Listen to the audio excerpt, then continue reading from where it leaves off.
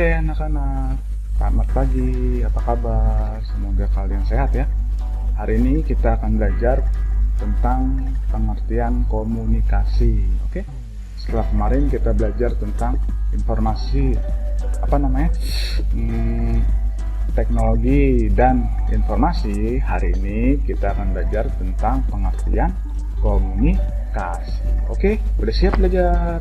Kalau sudah, kita mulai. Nah, di sini kamu lihat ya. Komunikasi adalah suatu proses penyampaian pikiran kepada orang lain ya. Komunikasi itu kita suatu proses penyampaian pikiran kepada orang lain. Berarti kita sedang ngobrol atau kita mengungkapkan pendapat ya. Kita ngobrol sama teman dan lain-lain, itu ayah ibu namanya komunikasi atau proses penyampaian. Berkomunikasi dapat dilakukan secara langsung dengan bertemu orang lain. Nah, secara langsung kamu tatap muka ya. Terusnya kamu bisa dengan ngobrol sama adikmu, ayah, ibu, itu namanya komunikasi bertemu orang lain langsung ya. Atau tidak langsung dengan menggunakan alat komunikasi. Kemarin alat komunikasi apa? Ya contohnya telepon ya, handphone, terus ya komputer ya. Belajar di kelas, berbicara dengan teman, mengobrol bersama keluarga adalah contoh komunikasi langsung. Nah, itu contoh komunikasi langsung apa tadi? Bertemu orang lain, langsung ngobrol ya. Terus ya, belajar di kelas itu termasuk komunikasi langsung. Berbicara dengan teman, ngobrol bersama keluarga. Terus ya, apalagi kira-kira banyak ya, komunikasi secara langsung itu banyak. Terus ya, contoh komunikasi tidak langsung adalah berbicara melalui telepon, melihat di televisi, mendengarkan radio, dan membaca koran. Itu komunikasi tidak langsung. Oke ya, menggunakan atau terusnya nih, contoh komunikasi langsung yaitu makan bersama, terus yang ngobrol dengan keluarga, berbicara dengan teman, terusnya belajar di kelas, itu contoh komunikasi secara langsung. Terusnya komunikasi tidak langsung. Komunikasi tidak langsung itu contohnya menelpon, terusnya nonton TV, membaca koran, mendengarkan radio, itu contoh komunikasi secara tidak langsung ya. Nanti kamu lihat di situ ada contoh-contoh komunikasi langsung dan tidak langsung. Oke ya. Kita lanjut. Nah, kita lanjut ya. Kemudian komunikasi itu dibagi beberapa bagian, atau komunikasi dapat dilakukan hanya satu arah. Satu arah maksudnya seperti komunikasi biasa, kayak misalkan contoh melihat berita, mendengarkan radio, terusnya melihat seperti ini ya. Ini termasuk komunikasi hanya satu arah. Berarti Bapak menjelaskan, kamu tidak bisa bertanya melalui video ini ya. Terusnya dua arah bersamaan, berarti kamu sedang ngobrol bersama ya. Itu namanya dua arah bersamaan atau dua arah bergantian. Nah, biasanya Pak Polisi ada tuh pegang HT ya. Nah, HT itu secara bergantian ya.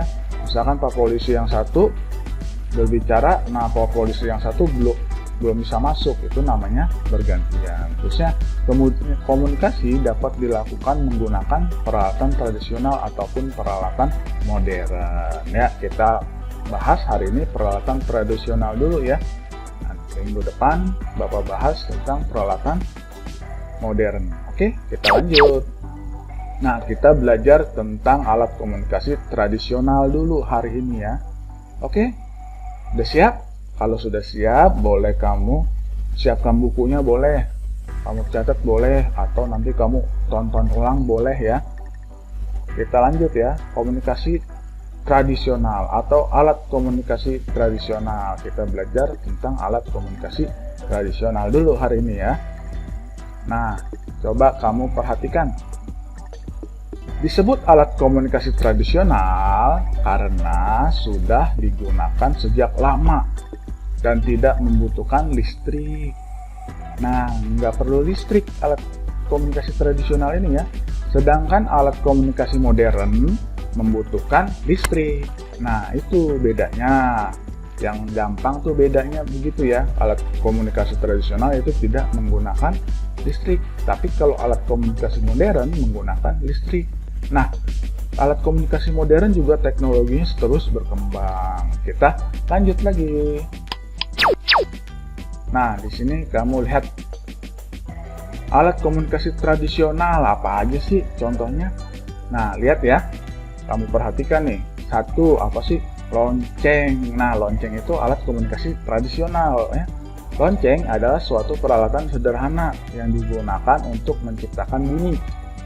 Bentuknya biasanya adalah sebuah tabung dengan salah satu sisi yang terbuka dan bergema setiap atau saat dipukul ya. Dahulu lonceng digunakan untuk menggambarkan suatu berita, mengabarkan ya suatu berita kepada masyarakat dan sebagai penanda waktu. Biasanya ada tuh ya menara-menara, ada loncengnya teng teng. Nah, itu bisa sebagai penanda waktu. Itu juga alat komunikasi ya.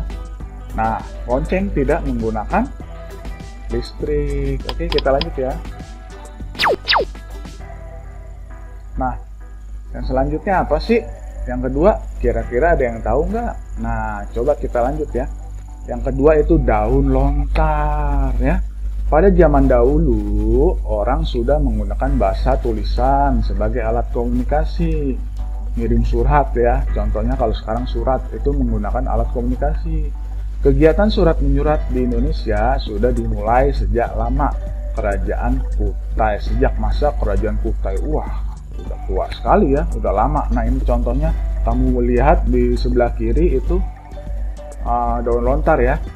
Terusnya ada Kerajaan Tarumanegara, ada Kerajaan Pajajaran, ada Kerajaan Majapahit, ada Kerajaan Sriwijaya dan Mataram. Dan kerajaan-kerajaan Indonesia dulu sebelum jadi Indonesia ya, pada masa kerajaan itu menggunakan daun lontar sebagai alat komunikasi, biasanya mengirim kabar ke tempat yang jauh, dikirim ya sama prajurit-prajurit, itu contohnya ya.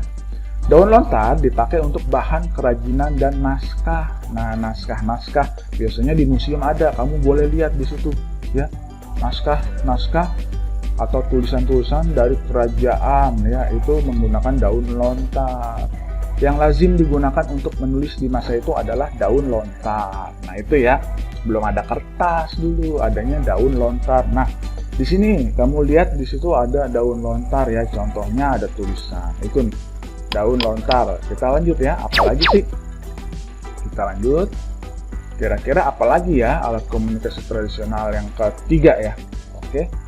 Nah, yang selanjutnya adalah kentongan. Kamu pernah lihat nggak kentongan? Pernah ya? Nah, kentongan itu dikenal sebagai salah satu sarana komunikasi tradisional ya. Di desa-desa masih banyak kentongan. Di desa-desa itu masih banyak memakai kentongan untuk alat komunikasi ya.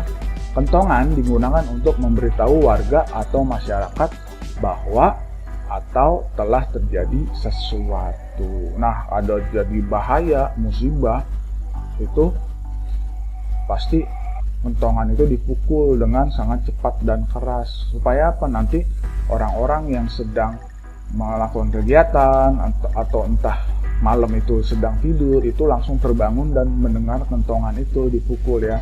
Tandanya ada sesuatu yang telah terjadi. Oke ya, kita lanjut. Selanjutnya apa sih? Nah, selanjutnya adalah alat komunikasi tradisional yang keberapa? 4 ya? 4. Asap.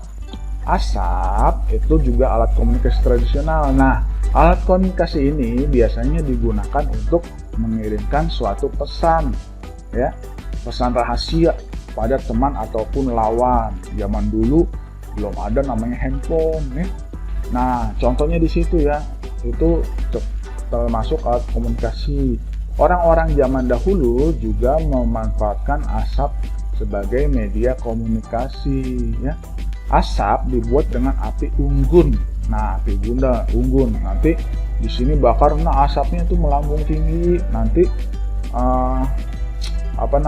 teman itu melihat, wah ada sesuatu di sana ya, itu namanya alat komunikasi dengan asap ya. Kita lanjut. Selanjutnya alat komunikasi tradisional peluit. Nah, peluit hingga sekarang masih banyak digunakan ya, terutama polisi atau panitia olahraga. Peluit digunakan untuk memulai atau menghentikan suatu peristiwa. Tidak perlu berbicara sekuat mungkin ya, jadi nggak perlu bicara. Wasit di lapangan tidak perlu bicara, misalkan ada pelanggaran, hei kamu pelanggaran. Nah itu nggak kedengeran. Nah peluit dibunyikan, tit. Nah tanda itu acara dimulai atau telah usai. Nah itu ya, itu alat komunikasi tradisional peluit. Oke, hari ini belajarnya tentang alat komunikasi tradisional ya. Hari ini belajarnya tentang alat komunikasi tradisional. Minggu depan kita belajar alat komunikasi modern. Oke ya, kamu boleh lihat lagi videonya. Selanjutnya kamu belajar mengulang-ulang lagi biar hafal videonya, apa sih alat komunikasi tradisional, pengertiannya apa sih ya. Oke, sampai jumpa lagi. Semoga kamu sehat dan semangat. Mantap.